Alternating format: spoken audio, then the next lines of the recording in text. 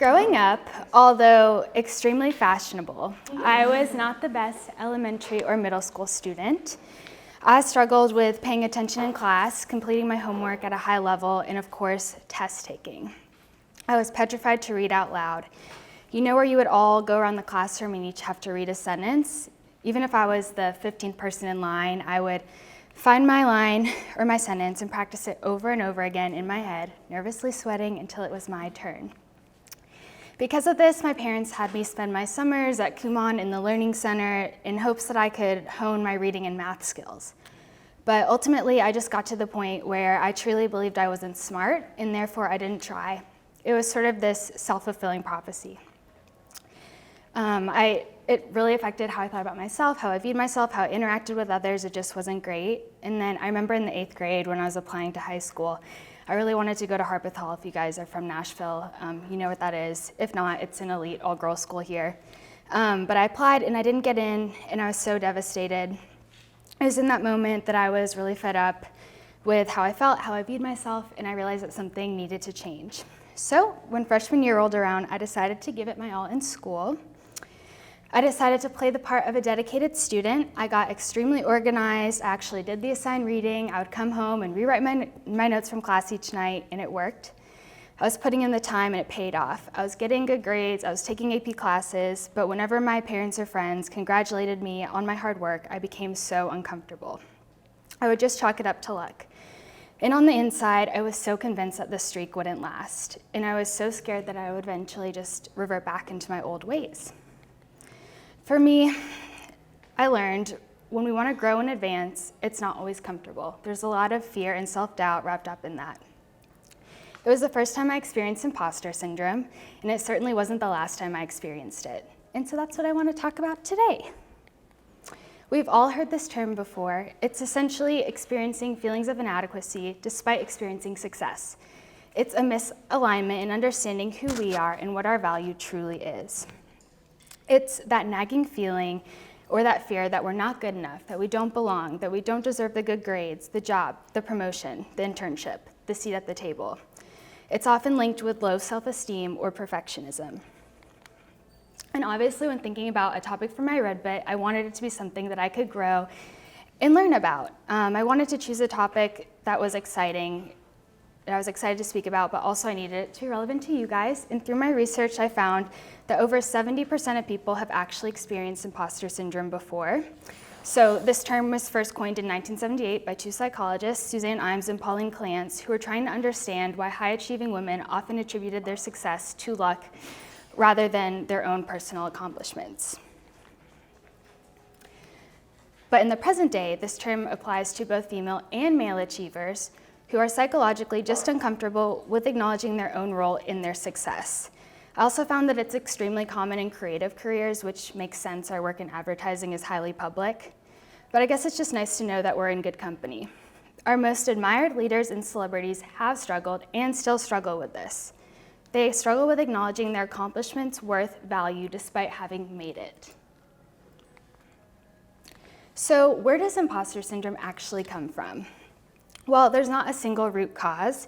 It can essentially come from a lot of different sources. So maybe our family put a big emphasis on achievements or results. They overpraised us for good work or overcriticized us for making a mistake like flunking a test.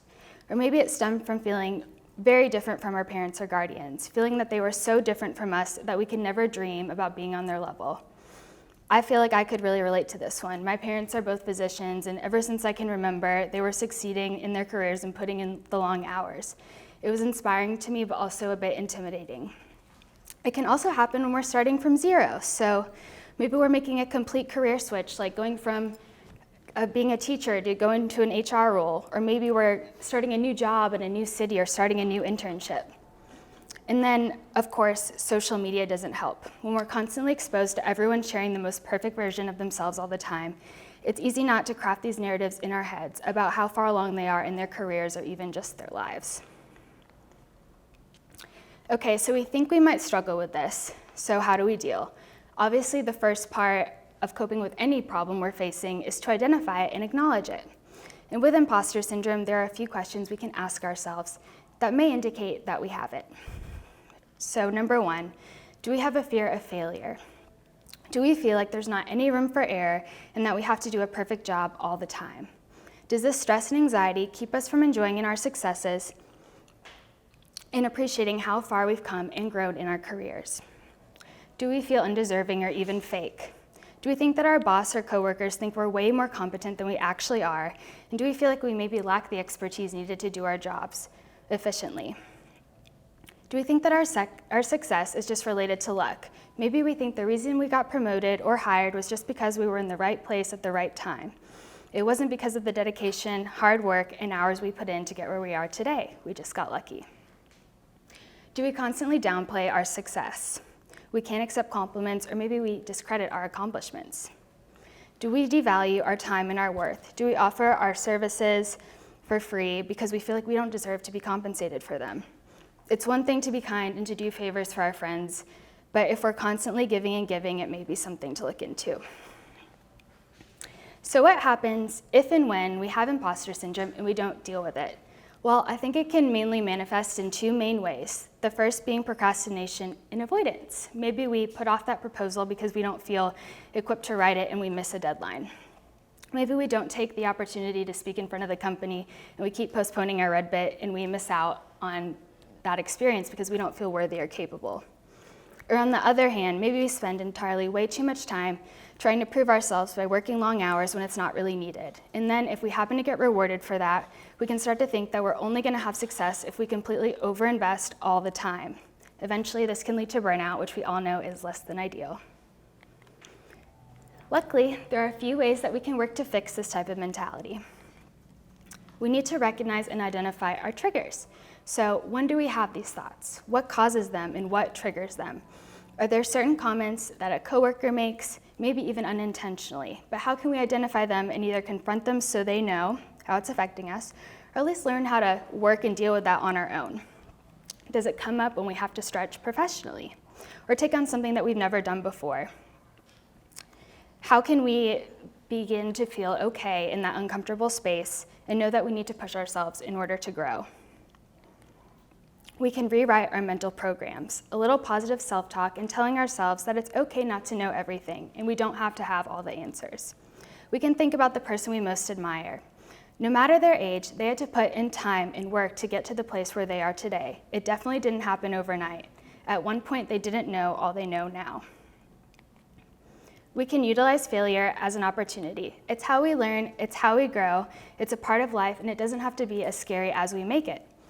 The more we try and fail, the more comfortable we get with this. And honestly, if we reframe it in this way, it's truly not even failing. We either succeed and win, or we learn. We can find mentors and share our journey with them. They can help us get to where we want to be. Bouncing with them and using them as a mini support system can help us recognize our own growth and progress and also help us stay accountable to that. This type of support can also help reduce comparing ourselves to others. And we can recognize our own expertise. We don't just have to look to those that are more experienced than us. We can work with an intern or just share our skills with our coworkers outside our own department who are maybe in parallel roles. Teaching helps us realize how far we've come and how much knowledge we've gained, and that we really do have to share with those around us. And lastly, we can take inventory of what we already do well and what needs work. Our emphasis on sharp corners, feedback, and really just our whole growth process at Red Pepper really reminds me a lot of this one. Where do we bring the most value to the company? Actually getting this on paper helps us realize what we're truly good at and what areas might need work. It helps us recognize where we're doing well and where there's legitimate room for improvement. And lastly, I just want to leave you with a few words. You are here in this job, in this life for a reason. You deserve to be here. You're smarter than you think you are. You know way more than you think you know. Give yourself the credit you deserve. Remember this and remind yourself as often as you need to. Do not rely on others to give you this validation because you deserve to give it to yourself.